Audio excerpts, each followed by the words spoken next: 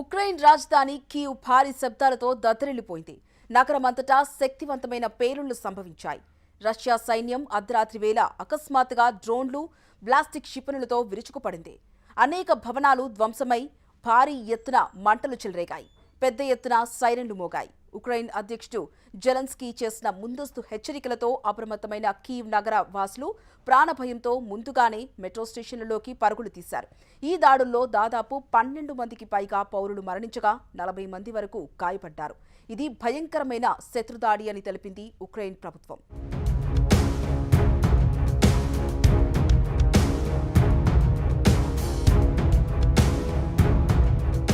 Russia Ukraine మధ్య ఉద్రిక్తతలు మరోసారి పతాక స్థాయికి చేరాయి. అర్ధరాత్రి వేళ ఉక్రెయిన్ రాజధాని కీవ్ నగరం మీద రష్యా సైన్యం భారీ స్థాయిలో విరుచుకుపడింది. పెద్ద సంఖ్యలో బాలిస్టిక్, క్రూయిజ్ క్షిపణులు దూసుకొచ్చాయి. కీవ్ నగరం గంటల తరబడి బాంబుల మూతలతో దద్దరిల్లింది. ద్నీపర్ నదికి ఇరువైపులా ఉన్న మొత్తం 10 జిల్లాలపై రష్యా దాడుల ప్రభావం కనిపించింది. అనేక బహుళ అంతస్తుల భవనాలు దెబ్బతిన్నాయి. పెద్ద ఎత్తున మంటలు చెలరేగాయి. ఈ దాడుల్లో దాదాపు 12 మందికి పైగా చనిపోయారు. 40 మందికి పైగా గాయపడ్డారు. ఈ దాడులు కీవ్ నగర వ్యాప్తంగా విధ్వంసం సృష్టించాయి. డెస్నియాన్స్కీ జిల్లాలో ఓ 9 అంతస్తుల భవనం పాక్షికంగా ధ్వంసం కాగా అందులో పలువురు చిక్కుకున్నారు. హోలోసివ్స్కీ జిల్లాలోని ఓ బహుళ అంతస్తుల భవనంపై మంటలు చెలరేగాయి. కొన్ని చోట్ల శిథిలాల కింద పలువురు ఇరుక్కుపోయారు. గత కొద్ది రోజులుగా రష్యా మీద ఉక్రెయిన్ సైన్యం భారీ స్థాయిలో దాడులు చేస్తోంది. అక్కడి సైనిక స్థావరాలు, ఇంధన కేంద్రాలపై డ్రోన్లతో సుదూర దాడులు చేస్తోంది. దీనివల్ల రష్యాలో ఇంధన కొరత ఏర్పడి సరఫరాకు అంతరాయం కలుగుతోంది. ఈ దాడులకు ప్రతీకారంగానే రష్యా ఇప్పుడు కీవ్పై పగబట్టి దాడుల్ని ఉధృతం చేసింది. ఆ దాడుల నేపథ్యంలో ప్రజలు అప్రమత్తంగా ఉండాలని అధ్యక్షుడు జెలెన్స్కీ హెచ్చరించడంతో పలువురు మెట్రో స్టేషన్లలో ఆశ్రయం పొందారు. ప్రజలెవరూ కూడా షెల్టర్ల నుంచి బయటికి రావద్దని ఆయన విజ్ఞప్తి చేశారు. ఇది భయంకరమైన శత్రుదాడి అని ఉక్రెయిన్ ప్రభుత్వం అభివర్ణించింది. యుద్ధాన్ని ఆపడానికి పుతిన్పై అంతర్జాతీయంగా ఒత్తిడి పెంచాలని జెలెన్స్కీ పిలుపునిచ్చారు.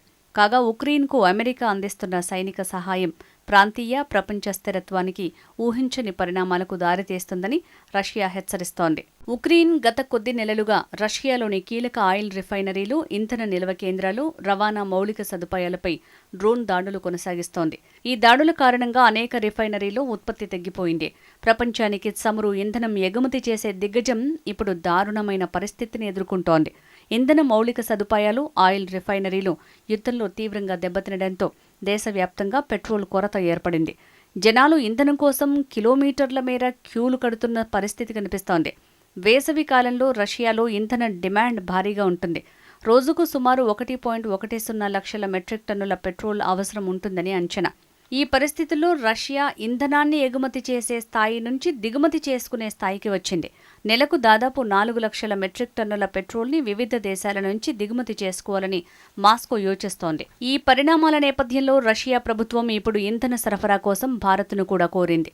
ఇప్పటికే భారత్ నుంచి కనీసం 60,000 మెట్రిక్ టన్నుల పెట్రోల్ రష్యాకు సముద్ర మార్గంలో చేరింది. మరో 2 ట్యాంకర్లు కూడా ఒక్కొక్కటి 30-40 వేల మెట్రిక్ టన్నుల ఇంధనంతో రష్యా వైపు ప్రయాణిస్తున్నట్లు సమాచారం. మరోవైపు భారత్ రష్యా ఇంధన వాణిజ్యం మాత్రం గత కొన్ని నెలల్లోనే మరింత బలపడింది. ఉక్రెయిన్ యుద్ధం, పశ్చిమ దేశాల ఆంక్షలు, అంతర్జాతీయ మార్కెట్లో ఏర్పడిన ధరల ఒత్తిడుల నేపథ్యంలో రష్యా నుంచి భారత్ తక్కువ ధరలకు ముడిచమురు భారీగా కొనుగోలు చేస్తోంది. అమెరికా అభ్యంతరాలు వ్యక్తం చేసినప్పటికీ భారత్ తన ఇంధన భద్రతా అవసరాల్ని దృష్టిలో ఉంచుకుని కొనుగోళ్లు కొనసాగించింది. ఒకప్పుడు ఇంధన ఎగుమతుల్లో అగ్రస్థానంలో ఉన్న రష్యానే ఇప్పుడు భారత్పై ఆధారపడే పరిస్థితికి చేరింది. 2014లో ఉక్రెయిన్ మీద రష్యా ప్రారంభించిన యుద్ధం అంతు లేకుండా సాగుతోంది. యుద్ధం కారణంగా 2 దేశాలకు భారీ స్థాయిలో మానవ, ఆర్థిక నష్టం వాటిల్లింది. ఈ యుద్ధంలో సైనిక, పౌర మరణాలు, గాయపడిన వారి సంఖ్య మొత్తంగా 20 లక్షలు దాటినట్టు తాజా నివేదికలు స్పష్టం చేస్తున్నాయి. రష్యా తీవ్రమైన ప్రాణ నష్టాన్ని చవిచూసింది. 2వ ప్రపంచ యుద్ధం తర్వాత ఒక రష్యా ఇంతటి భారీ స్థాయి ప్రాణ, ఆర్థిక నష్టాన్ని మూటగట్టుకోవటం ఇదే మొదటిసారి అని రక్షణ నిపుణులు విశ్లేషిస్తున్నారు. రష్యాకు చెందిన సైనికులు 4,50,000 వరకు మరణించి ఉంటారని అంచనా.